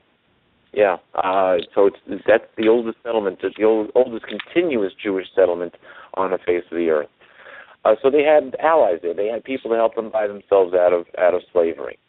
And so the elite went right back to work becoming part of European society. No doubt when the church formed, the first church, they became part of the ruling class of the church. As you had the aristocracy forming, they became part of the aristocracy. And then after about 1,000 years, the church decides around the year 1100, or the end, right around there, that it wants to go back and capture the Holy Land. It wants to capture Jerusalem. Well, wait a minute, didn't Titus do this 1,000 years earlier? So we have the Crusades. Now, here's the interesting thing about the Crusades. As soon as the Crusaders, the Knights Templar specifically, the Knights Templar come forward, and this is a family affair. These are cousins that form this group, and they go to the Middle East. put an army together. They go to the Middle East. They lay siege to Jerusalem, and they kill everyone. Man, woman, child, Christian, Jew, Muslim, didn't make any difference. They killed everybody, and then they started digging. Wait a minute. Wow. How did they know that there was something to dig for? How would they know that there was something to dig for unless their ancestors who worshipped Molech or the star of the god Raphan buried it there? Right. And so now what you find over the next 200 years, Europe is transformed from wood to stone. A banking system forms, one which our banking system today is based on, a banking system of credit. Massive buildings start coming out. We see these great cathedrals being built and these castles being built. And the Knights Templar become the second most powerful organization in Europe next to the church itself. Wow. And That's then amazing. finally the church turns around and it outlaws, it bans the Knights Templar, and it says that the Knights Templar were committing all sorts of blasphemies against God and against the church. It says that they took up the star of Lucifer and that they held the cross upside down and that they committed homosexual acts. And they were doing all of these same things that the worshippers of Molech and the star god Raphan did. And so the Knights Templar are directly connected to the Molech worshippers back during Jesus' day, who were part of the hierarchy of Jerusalem. And didn't Jesus say, "You are from your father the devil, you wish to do your works of the devil"? And that one was a manslayer when he started. And where does Stephen link it up to? Stephen brings it back to when they were in Egypt. After they left Egypt, that they were worshiping Molech and the star god Raphan. Well, the Romans called Raphan Saturn, and they celebrated the holiday Saturnalia. The church changed the name of the holiday from Saturnalia to Christmas. So every year, people are still worshiping the star of the god Raphan. And what do most people put on top of their Christmas tree?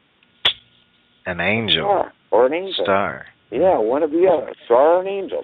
Now, what does the star of Raphan look like? Or it's also called the star of Molech, too. Go to Google Images, look it up. It looks just like what is called the Star of David. It's the Star of Zionism. It's the Star of Molech and Raphan. Let's move quickly, fast forward. Here we are in the 21st century, but in the 20th century we got this thing called Bohemian Grove. And what do they do out of Bohemian Grove? Well, the world's most powerful men come together to do whatever they darn well please out at this private camp or resort in California. But the first thing that they do is they hold a ceremony and they worship Molech, which is now they portrayed as this 40-foot high stone owl. It's an owl of wisdom. Yeah. And they call it Molech. Look at your dollar bill. Molech is on the dollar bill. If you want to know where, it's a tiny, tiny little owl that sits up in the upper right-hand corner right by the number 1. It's barely there. If you want to see who's ruling Washington, D.C., go to Google Maps or Google Earth and go focus on the White House, on the Capitol building, and back up away from the Capitol, and you'll see that all the Capitol grounds are laid out, and it looks like the shape of an owl with the eyes and the beak and the wings. Interestingly enough, the Capitol is made in the image of the Vatican. If you go to Google Earth, go look at the Vatican. Come right down at it. You got the Vatican. Out in front of the Vatican, you've got the obelisk of Ra, the pillar of Ra. And then you go a little further, and as you're coming out from the Vatican, you pass the pillar of Ra, and why that's in the Vatican, the phallic symbol or the penis of Ra, right smack in front of the Holy Mother. Yeah, think about that one for a while. But off to the side is a 5-sided star fort called the Pentagon. I'm sorry. Sorry. The one in Washington D.C. is called the Pentagon. I forget what the actual name of the fort is over at the Vatican, but there it is. It's St. Peter's. You got the obelisk, and then this 5-sided star-shaped fort. And when you go to Washington, you see the Capitol building, you see the Washington Monument, and then you cross the Potomac River, and off on the left-hand side is the Pentagon, or the 5-sided star-shaped fort. And so you've got this same worship which infiltrated the church. Well, first it came out of Egypt. It infiltrated the nation of Israel.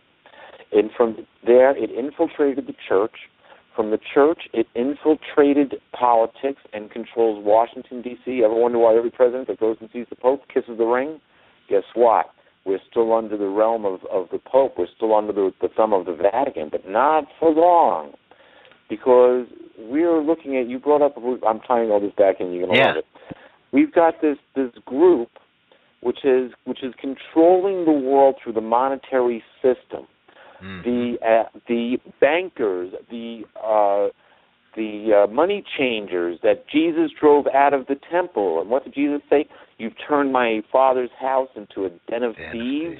Yeah. Look who is stealing the gold and the money. It's the bankers that are taking everyone's gold and money. And they are controlling the governments of the world. There are only 4 or 5, I believe it's 4, governments now that do not have a federally controlled banking system like we have. Right. They are Iran, North Korea, and Cuba. Let's see, Libya used to be part of the group, and Iraq used to be part of the group, and Afghanistan used to be part of the group, but they're not part of the group anymore. They have federal banks in them now. So we went to war in each one of those countries and installed a federal banking system. I'm sure Syria is going to wind up with the federal banking system before long, too. And so the whole world will be lying in the power of the money changers, the wicked ones who were worshiping Molech and Raphan, who are still in charge of the world today. Now, these same ones married through within the hierarchy of the aristocracy of Europe. They intermarried there. They had alliances there, and it's still going on now. And it brings us to the House of Windsor and the European aristocracy. Now, most of the European aristocracy still answers to the Pope. Isn't that interesting? Yeah. Still answers to the Pope. But England kind of broke free. Now, England, or the House of Windsor, owns 23% of the land mass on Earth. There's only one entity which owns more land than the House of Windsor, and that is the Vatican. The Vatican is the largest landholder on Earth. Private landholder, individual landholder. You're kidding. On Earth. Nope. And how much do they own, Peter? Do you know the percentage by chance? I don't know the percentage, but they pretty much own everything below the U.S. border. As a matter of fact, there's even wording within our Constitution which brings the United States as a corporation, which is owned by the Vatican and by the English royalty. We were never a free country. We're a corporation. God help. Washington, D.C., the City of London, and the Vatican are 3 independent cities not controlled by any country or by the country in which they find themselves. They are independent city-states. That's Washington, D.C., and the Vatican, and what was the third one, Peter? The City of London. Ah. The City of London is the head of banking. The Washington, D.C. has got the military sewn up, so that's where all your military control decisions are being made out of, and the Vatican is in charge of the religions of the world. And if you don't believe me, go do some history and look at all the fine things that Pope John Paul II did to unite the religions of the world. Mm-hmm. So there's no more pure religion there. It's a little bit of this, a little bit of that, whatever they can sell the people. But what they're not selling the people is the love of God and the love of neighbor and how we are supposed to build these relationships. That they're not selling the people. Isn't that terrible? It is, and I'm looking in this 3 places for an analogy of like the unholy trinity, you know, the Antichrist and the beast and whatever the third one is, I've lost it. You know, that imitates the Father, Son, the false religion, the false prophet. Yeah, the Antichrist, the beast, and the false prophet. I'm wondering if those fall into those three. Maybe one's from Washington, D.C., one's from the Vatican, and one's from the city of London, eh? I'm just saying. I don't know. Is that where you're going? It could very well be set up there. It seems like the prophecies in Daniel 7 have some application here where it talks about these entities as beasts. And then there's one more. It's a really fierce beast. It's got iron teeth, and it comes and it destroys everything in its path and leaves nothing but destruction.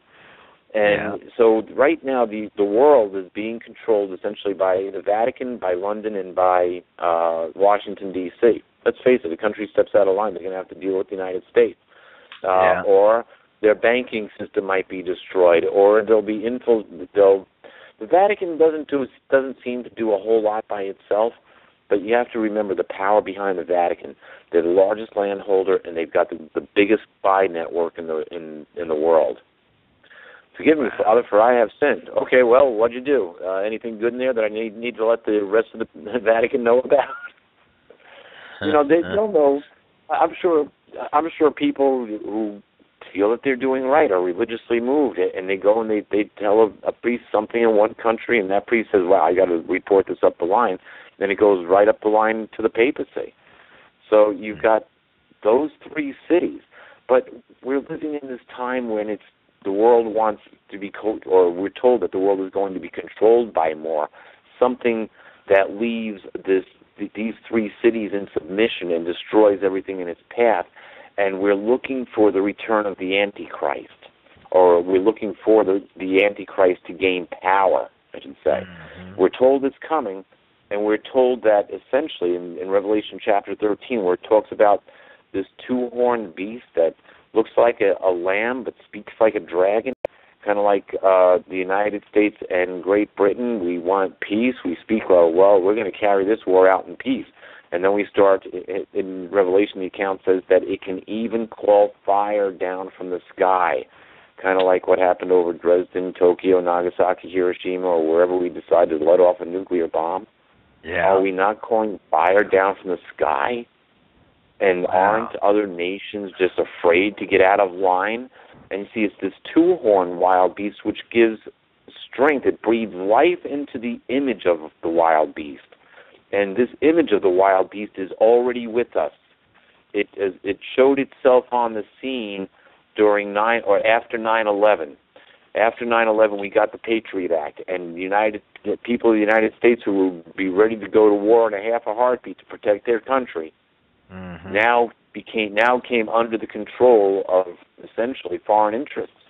We lost our freedom, and from the Patriot Act, we went to Permanent Patriot Act and Homeland Security and FEMA and all these other groups that are now jumping on the bandwagon that want greater control over what goes on in the United States. And the people of the United States of America have gone from brave and being free to being little chicken butts and being suppressed by all of these ridiculous laws that are being put into place that tell us that we're not even smart enough to take care of our own good. Yeah. You know, come on. Let somebody cross the borders and see what happens. See if the military does it. Let there try to be an occupation of this country, and it will break out into civil war. We know that. We know that militias will come out of the woodwork. People will be coming out and raiding anybody that's infiltrated this company. There will be war on the streets because Americans are still brave. Americans are still ready to protect themselves. But we've been lied to so much that it's hard to really understand what we should be doing. And remember, Jesus said, he who lives by the sword shall die by the sword. He told Peter, put your sword back. Yep, Peter had a sword. That was fine. But he was told not to use it. He had a conceal and carry permit, right? So it was okay for him to have it. You had a permit to carry, but you know what? You weren't to use it now, let's face it, if we have to take flight, Jesus said, when you catch sight of the disgusting things standing where it ought not, then it's time to flee the city and go to the mountains. We may have to flee the city areas and go to the mountains to seek shelter and hiding. We may need firearms to protect ourselves, but you know what? If we go back to the 91st verse, or the 91st Psalm, and we read the Psalm and our faith is entrenched enough, guess what? If our faith is entrenched in God, we will have our faith there and He will protect us. Amen. Amen, Peter. Now, can I don't know where we're at. We got about 10 minutes, but you were saying a while ago we were in Revelation 8. I don't know if you want to go back to that, or if we don't have time, I understand if you got more you want to say from where we're at. Revelation 8 is pretty much summed up right now. As far as we've seen those things happen to some extent. They might get worse. Revelation 13 has happened where when Revelation 13 talks about this wild, 7-headed, 10-horned wild beast which ascends out of the sea. And this we can pretty much equate to the League of Nations, which came out of the sea of turmoil of the First World War. It talks about, and interestingly enough, world history, we have, and I might be losing phone power here, so I don't know. Okay, I could. Well, we love you and thank you for coming on. We're down to the last 8 or 9 minutes anyway, but we'll hang on to you as long as we can. But amen. Okay, well, where we are now is let's say Revelation 13. We've had essentially Revelation 13 taken care of. I'm trying to speed up and remember, not get lost. In Revelation 13, this 7-headed, 10-horned wild beast gets a death blow, and that happens with World War II. When World War II came about, the League of Nations, which was supposed to keep the world's peace, disappeared. But after that, we had the United Nations come on board.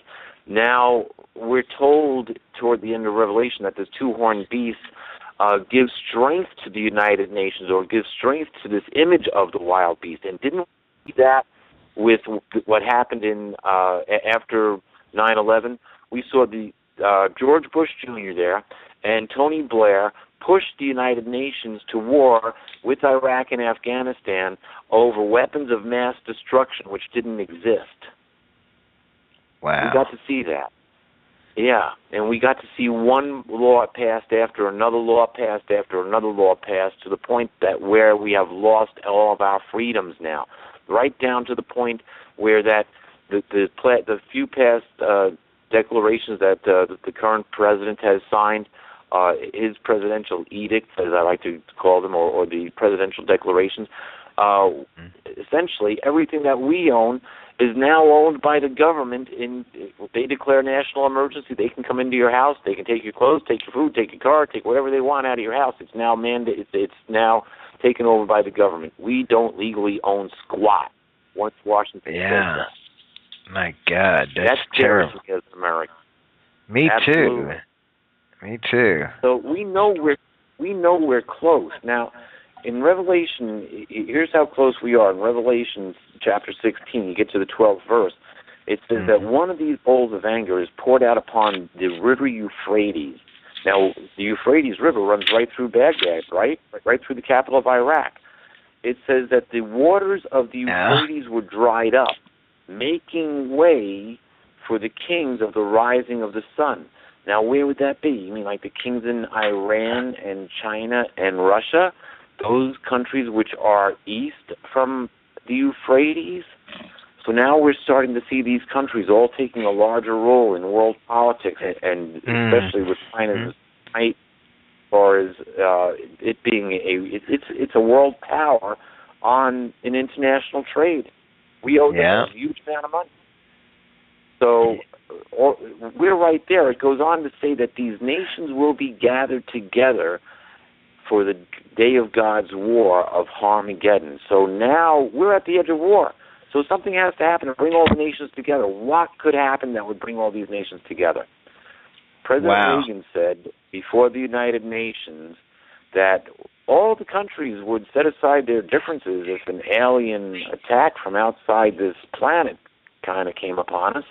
He said if we were facing a threat from outside this world, an alien threat from outside this world, we would settle our differences and we would unite. He said this to the General Assembly of the United Nations. Was he getting us primed for something? I mean, we're back to aliens, and now we're talking about the Antichrist. Could these rebel angels or demons be manifesting themselves in these last days as aliens? Yes, yes, I believe that. So we're right down to the end of it, and all of this is being foretold in the Bible. And people say, oh, well, it's been changed. No, folks, it hasn't been changed. It's still there. The information is still there. The information that we need resides in it. Anyway, we got to be getting pretty close, and I know I'm just about out of airtime, so I'd like to just give out my website and some contact information where people can find more about this. And first of all, Peter Kling, www.peterkling.com is my website. The book is Letters to Earth. You Can Survive Armageddon. We have a fantastic future ahead of us. We really do, but we can't get sucked into this system. And in Letters to Earth, You Can Survive Armageddon, I give a good idea of where we came from, what we're doing here, why things have gotten so bad to the point we are now, and what our future is, and we really do have a fantastic future. We can survive this Armageddon situation. Also, you can join me on Facebook. Just look me up on Facebook. Join me. I've got lots of friends. I keep track of this as much as I possibly can, and I've got a lot of good friends on there who also post other things about the world news situations that are going on in the world that you're never, ever going to hear on mainstream news, or very rarely will you hear any of this on mainstream news. And I try to verify all the things that people post to make sure that they are true and correct. We are going to have major changes, but we need to remember, we need to be showing love for each other. We need to be prepared. Hey, I'm going through the middle of, this is the third blackout in two years, where it's going to be extended more than a week. And I'm prepared for this. I got extra water, I got extra food, I got some extra fuel on hand. We've got and everything else we need. So we're being forewarned. If we start getting these cosmic changes, whether they're caused by the government or whether they're caused by natural events of timing or the results of prophecies, these things that are all coming about, we can be made. We can start taking precautions for and being ready for, being prepared for, and that is the most important thing. Love Jehovah, love Yahweh. Love your neighbor, love your family. Love conquers all, and nothing kills fear faster than love. And with that, I'll say good night to everyone, and love and blessings to all. Thank you for having me as a guest. Hey, Peter, it's 90 great. seconds. Make sure you tell your neighbors thank you for us on our behalf as the host and as my audience are enjoying having you here. But thank him so much for letting you use his cell phonic device tonight. It's been a blessing. Yeah, well, it had to be by the law of Yahweh or by the rule of Yahweh that this one went through, because I never expected to get this radio show in tonight. Never in 1,000 years would have I guessed this happened. 60 seconds. It's God's will, and I've learned a lot. I was going to say, absolutely. You're doing God's will. You're going to give that extra you're going to get that extra boost. You're living in harmony. We start putting ourselves in harmony. Guess what? That makes us happy. That brings joy to our life. That brings love to our life. We start caring about other people, and it kills fear. And that's what we need to do, is have that love. It'll do away with the fear. Okay, and I think my wife's got you coming back on in the future. I don't know exactly what day. Her computer kind of crashed, but we'll be in touch with you, and we'll get together again. This has been good. I look forward to it. Well, let's give people as much to think about in as short amount of time as I have to give. 10 seconds. Hopefully your listeners got a lot of good information. And like I said, join me on Facebook. Go to my website, Peter Kling. You can download Letters to Earth tonight. Go as a PDF file, and you can actually start reading it tonight. As long as you're not in an area where it's blacked out. Okay. Well, all right. I think the show is out of time, so God bless you, and stay safe during this blackout. We'll be praying for you, man. Thank you much. Love and blessings to all. Yes. Bless all your peeps. There is coming a day when the bridegroom is taken away. In that day they will mourn. In that day they will fast. And they will say that things as they are not okay.